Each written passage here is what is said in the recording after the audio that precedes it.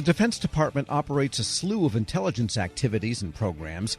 It even has a senior intelligence oversight official. That official has come up with more than 100 recommendations over the last 5 years. But the Government Accountability Office has some recommendations of its own for that oversight official. We get more now from the GAO's Director of Defense Capabilities and Management, Alissa Czyz. Ms. Czyz, good to have you back. Thank you, Tom. So we have oversight of overseers here, you might say, with respect to the defense intelligence activities.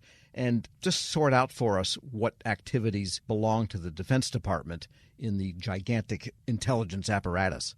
The Department of Defense oversees 26 components that do intelligence or intelligence-related activities. This is like national security agency, the military services each have their own intelligence departments, director of intelligence, those types of things. This is not the broader CIA, FBI, the broader intelligence community. So DoD has its own intelligence components. Right, so it's a wonder they only had a couple of hundred recommendations for all of these 26 activities. But what were you looking at here to see whether those capabilities were responding to the Defense Department's own overseer or whether the overseer was overseeing properly? Right. It's what you said at the beginning, Tom. So we were asked to look at the roles and responsibilities of the DoD Senior Intelligence Oversight Official, or they call it SIO for short, of course, because DoD has lots of acronyms. So this office is responsible for conducting oversight of those 26 components within the Department of Defense that do intelligence or intelligence-related activities, right? They want to make sure that they're following proper policies and procedures. They're following the letter of the law. They're carrying out those activities in a way that is proper and professional. So they have a very important responsibility. They work, in tandem with other DoD offices that provide oversight, like the Inspector General's office and the General Counsel. But they play an important role in overseeing these defense components. Yeah. And how big is this SIO operation? I mean, like the Defense IG's office is a couple of thousand people. Right. It's a pretty small office, actually. It's only, a handful of individuals and this senior intelligence oversight official who also has a direct line to the Secretary of Defense if needed. So they don't have a lot of resources, but they do have a very important role to play. And they can kind of partner with other offices if needed. But what they've been doing over the last several years that's really important for the Department of Defense is doing these inspections of these DoD components that do intelligence or intelligence-related activities. So they've been going every 3 to 5 years out to different components, and they check and see if they're making sure that they're doing their intelligence activities in accordance with policies and procedures.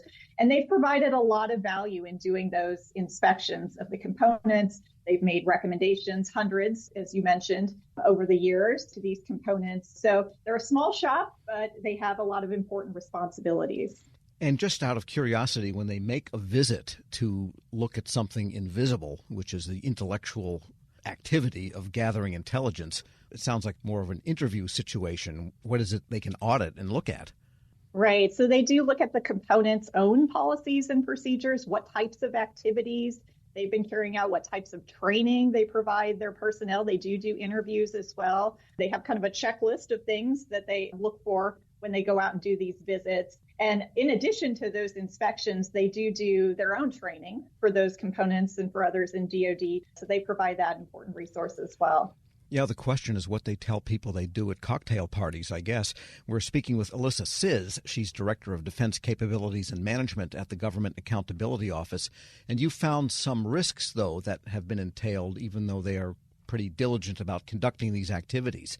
What are some of the risks you identified? Yes, as I mentioned, they have been very active in doing inspections of these defense components. Their work over a 5-year period that we looked at resulted in almost 300 recommendations for improvements to those components. The issue that we found were a few things. One, that they were not tracking the status of those recommendations.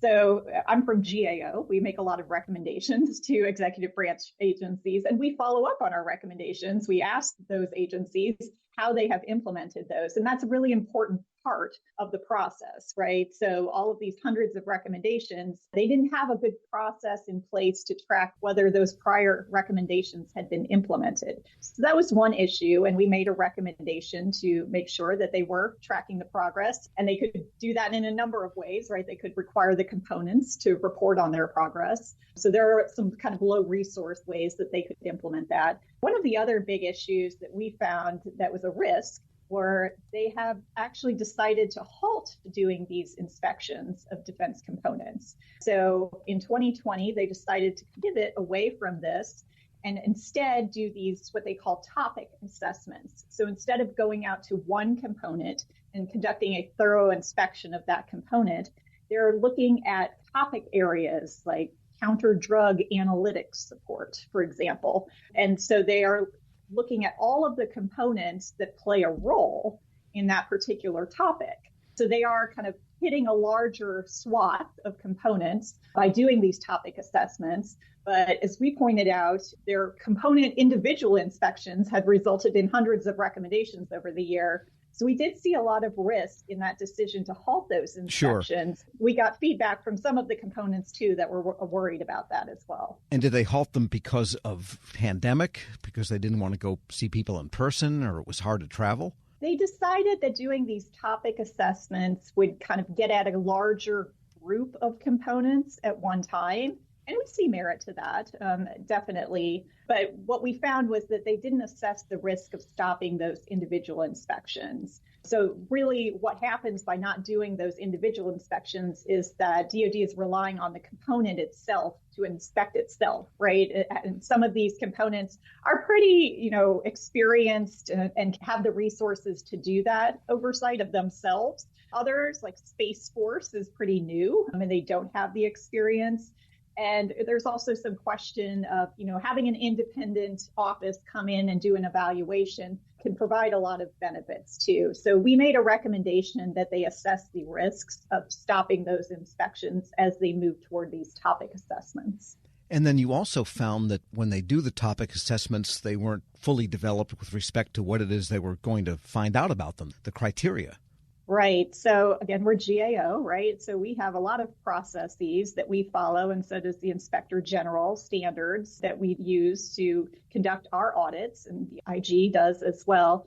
And we found that the SIO did not have all of these standards in place. So we identified 22 standards that were relevant to their topic assessments. These are things like having a quality control system in place, or making sure you're documenting evidence, or making sure the folks that are doing the investigations don't have a conflict of interest, those types of things. So we identified 22 standards that would be important for their work. They had implemented many of them, but not all of them. So we made a recommendation, and example would be that one about the independence of investigators. They did not have a process in place to assure that their investigators were independent. So we made that recommendation to implement all 22 standards as they adopt this topic assessment process and evaluate the risks of stopping the inspections. Right, but you didn't quite go as far as to say you should go back to doing those inspections.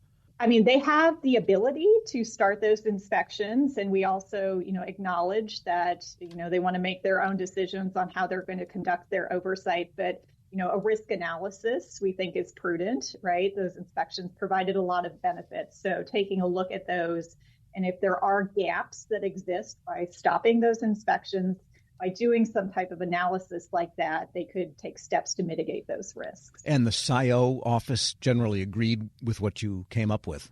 They did. They agreed on the 22 standards. They thought that maybe not all of them were applicable. We strongly believe that all of them are applicable. We actually operate under those standards. The IG does as well. They're broad. They're not overly prescriptive. So we do reiterate that we think that they should adopt all of them, but they did generally agree with all of the recommendations. Alissa Czyz is Director of Defense Capabilities and Management at the Government Accountability Office. Thanks so much for joining me.